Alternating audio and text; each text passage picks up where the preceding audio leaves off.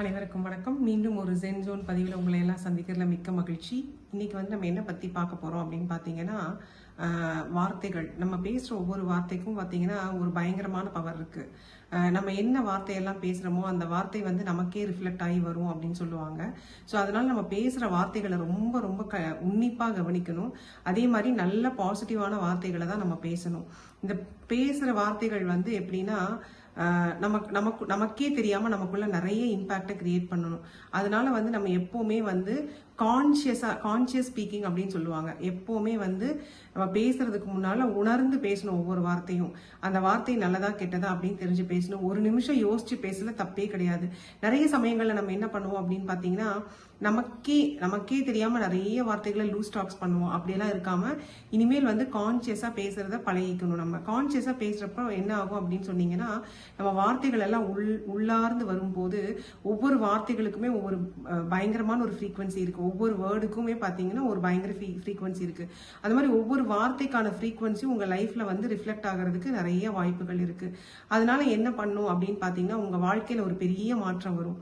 இன்னைக்கு வரையுமே வந்து பாத்தீங்கன்னா, நீங்க வாழ்ற வாழ்க்கை வந்து எப்படி அப்படின்னு பாத்தீங்கன்னா, நேத்து நீங்க என்ன வார்த்தைகள் பேசுனீங்க, நேத்து என்ன நினைச்சீங்களோ அதோட எச்சத்தை தான் இன்னைக்கு நம்ம வாழ்ந்துகிட்டு இருக்கோம். அது மாதிரி இன்னைக்கு நம்ம என்ன பேச போறோம் அப்படிங்கறத வச்சுதான் நமக்கு நாளைய வாழ்க்கை நம்மளது வந்து டிசைட் ஆக போகுது. அதனால இந்த வார்த்தைகளை வந்து நம்ம கரெக்டா பயன்படுத்தணும். மிக பவர்ஃபுல்லான விஷயம் என்ன அப்படின்னு பார்த்தா வார்த்தைகள் தான். நம்ம நிறைய தடவை நம்ம கோபத்துல நிறைய பேர் தேவையில்லாத வார்த்தைகளால திட்டுறது, அசிங்கமா பேசுறதெல்லாம் பண்றோம். ஆனா உண்மையா என்ன ஆகுதுன்னு பாத்தீங்கன்னா, அது வந்து அவங்க ரிசீவ் பண்றது இல்லை. அந்த வார்த்தைகள் ரிஃப்ளெக்ட் ஆகி நமக்கே தான் திரும்பி வரும். நம்ம புத்தர் கதையை ஒண்ணு கேள்விப்பட்டிருப்போம். எல்லாருமே கேள்விப்பட்டிருப்போம். கரெக்டா?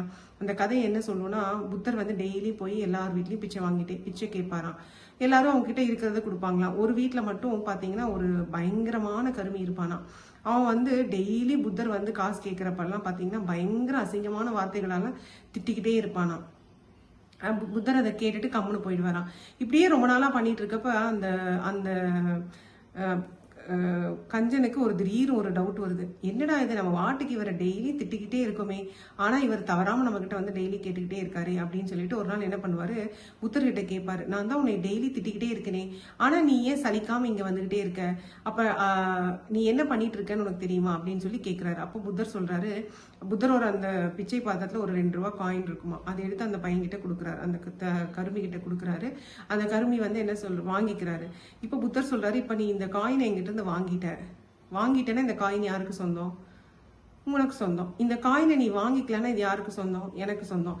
அது மாதிரிதான் நீ பேசுற வார்த்தைகள் எல்லாமே வந்து நான் வாங்கிக்கிட்டா தானே எனக்கு சொந்தம், நான் வாங்கிக்கலன்னா அது உனக்கே தான் சொந்தம். ஸோ அந்த மாதிரி தான் இந்த கதையில இருந்து நம்ம என்ன சொல்றோம்னா, சொல்ற வார்த்தைகளுக்கு பயங்கரமான பவர் இருக்கு. ஒன்னு அடுத்தது ரிசீவ் பண்றாங்களா ரிசீவ் பண்ணலையா அப்படிங்கறது அடுத்த ஸ்டேட்மெண்ட். ஆனா ஒவ்வொரு வார்த்தைக்குமே பயங்கரமான பவர் இருக்கு. அது வந்து நம்ம வாழ்க்கையில ஒரு பெரிய மாற்றத்தை நமக்கு கொண்டு வரும். அது மாதிரி நான் இன்னைக்கு ஒரு ஸ்பெசிபிக்கான 3 வார்த்தைகள் பத்தி பேச போறேன். அந்த 3 வார்த்தைகளை நீங்க உங்க வாழ்க்கையில ட்ரை பண்ணி பாருங்க.